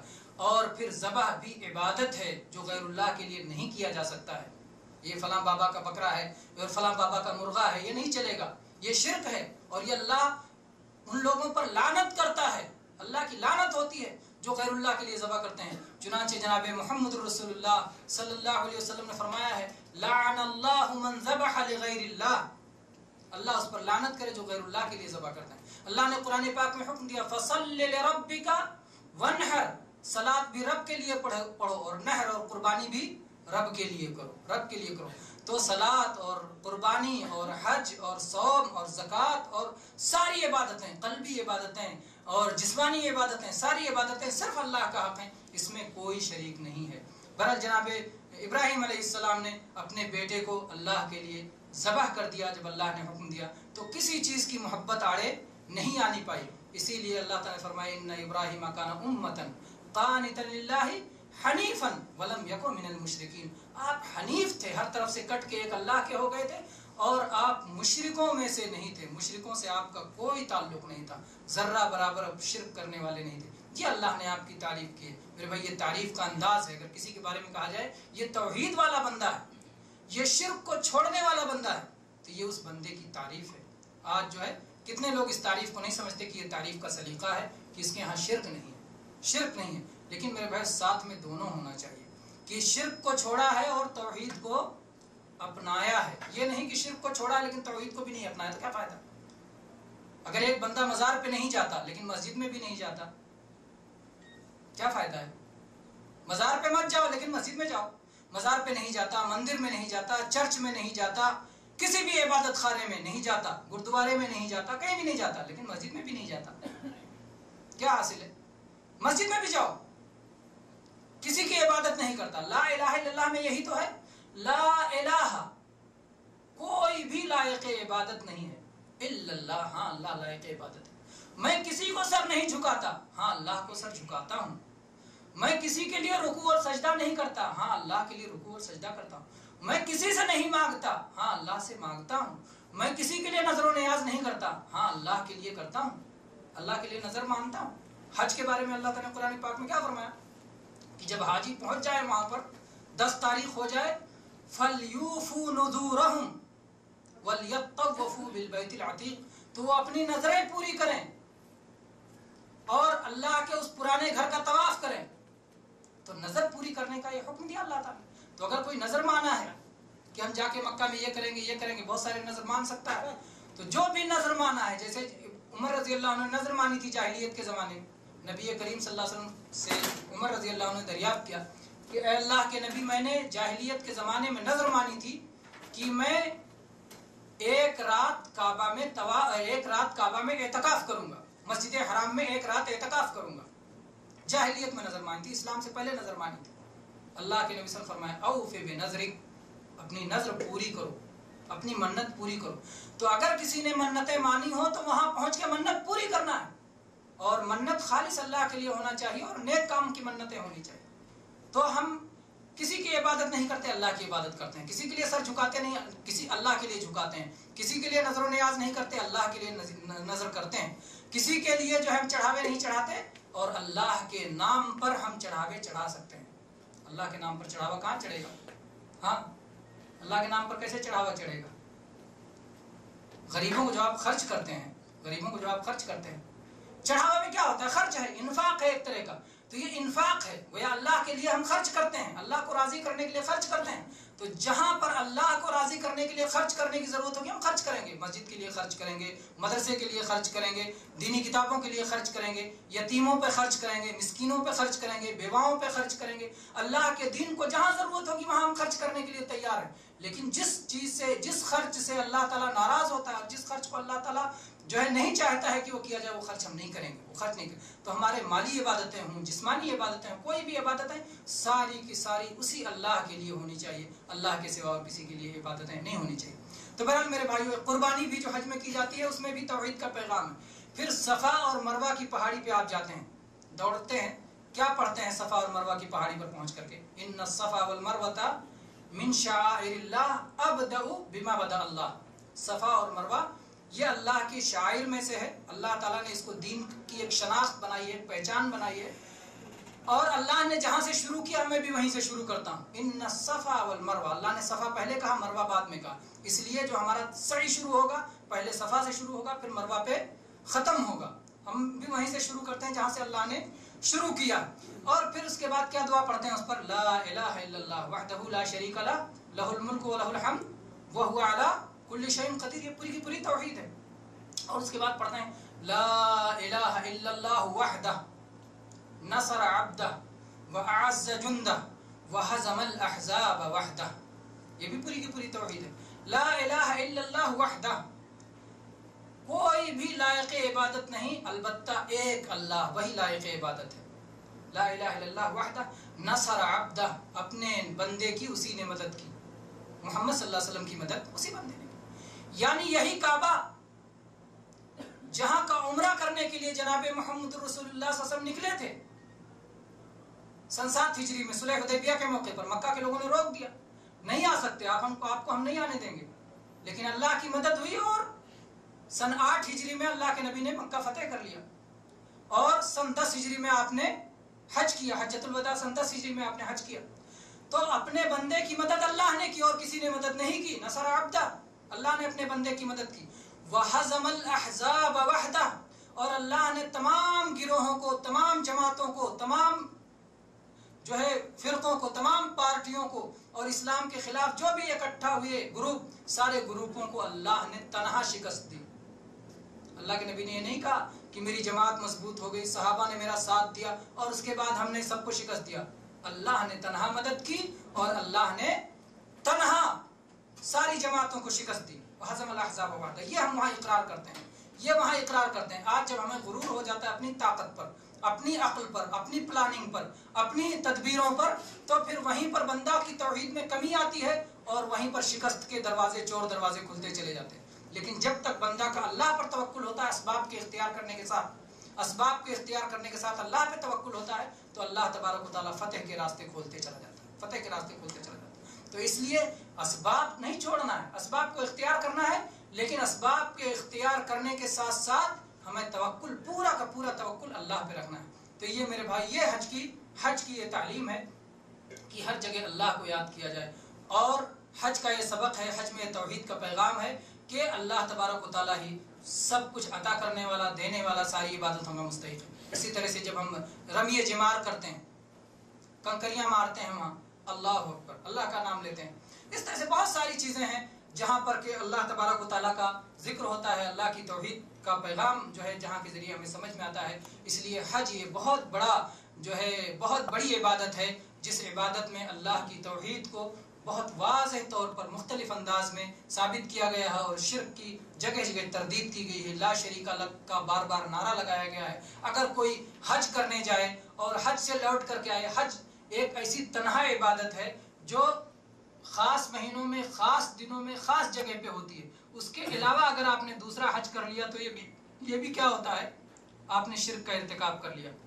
کوئی یہ سمجھتا ہے کہ مکہ جانا کافی نہیں، مکہ کے علاوہ کسی اور جگہ بھی جانا چاہیے، مکہ کے علاوہ کسی اور بھی جگہ کا حج ہوتا ہے. تو اگر اس طرح کا تصور ہے میرے بھائیوں تو یہ بھی شرکیہ تصورات میں آتا ہے. مکہ کو جو اللہ تعالیٰ نے احترام عطا کیا ہے، مکہ کو جو مقام عطا فرمایا ہے، وہ مکہ کے لیے اللہ تبارک و تعالیٰ نے بہت ساری عبادتیں مکہ کے لیے خاص کی ہیں جو دوسری جگہ نہیں کی جا سکتی. طواف صرف اللہ کے گھر کا کیا جا سکتا ہے، نہ کسی قبر کا طواف کیا جا سکتا ہے اور نہ کسی اور چیز کا طواف کیا جا سکتا ہے. بہرحال اللہ تبارک و تعالیٰ سے دعا ہے کہ اللہ تبارک و تعالیٰ ہم سب کو حج کا یہ سب سے اہم پیغام توحید سمجھنے کی توفیق عطا فرمائے، اور ہم میں سے جو حج کر چکے ہیں اللہ ان کے حج کو قبول فرمائے اور دوبارہ انہیں حج کا موقع نصیب فرمائے، اور جو ابھی حج نہیں کر سکے ہیں اللہ تبارک و تعالیٰ انہیں حج کی توفیق سے نوازے. آمین. وآخر دعوانا ان الحمدللہ رب العالمین وصلی اللہ علی نبینا وسلم.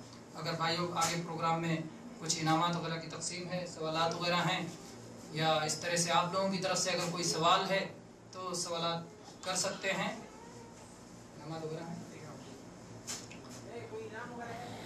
آپ لوگوں کی طرف سے، اگر کوئی سوال وغیرہ ہو حج کے تعلق سے، حج کے دروس کے تعلق سے. حج میں پیغام توحید کے سوا بہت سارے دروس ہیں. اچھا، کوئی سوال نہیں؟ یہ تو کر سکتے ہیں. اور کوئی بہت سارے دروس ہیں، لیکن چونکہ عنوان میں یہی نمایاں کیا گیا تھا اسی لیے اسی پر بات کی گئی، ورنہ اتباع سنت کا پیغام ہے، مخالفت جو ہے، جو بھی جہنم میں جانے والے ہیں سب کی مخالفت کا پیغام ہے، اہل کفر کی مخالفت کا پیغام ہے. اسی طرح سے جو ہے آخرت کی یاد کا پیغام ہے. بہت سارے پیغام ہیں جو حج میں پائے جاتے ہیں. اگر حج پہ غور کیا جائے تو یہ ہمارے لیے بہت ساری بھلائیوں کا ضامن ہے. دین کی ہر عبادت، بلکہ دین کی جتنی بھی تعلیمات ہیں یہ بھلائیوں سے پر ہیں، بھلائیوں سے پر ہیں. اور اللہ تبارک و تعالیٰ کی طرف سے ہے جو اس کائنات کا خالق ہے، جو ہم سب کا خالق ہے، جو زمین و آسمان کا خالق ہے، اور جو سب سے بڑا اور سب سے عظیم ہے. تو اللہ تبارک و تعالیٰ کی طرف سے آئے ہوئے دین میں ظاہر بات ہے ہر طرح کا خیر ہے اور ہر طرح کی بھلائی ہے.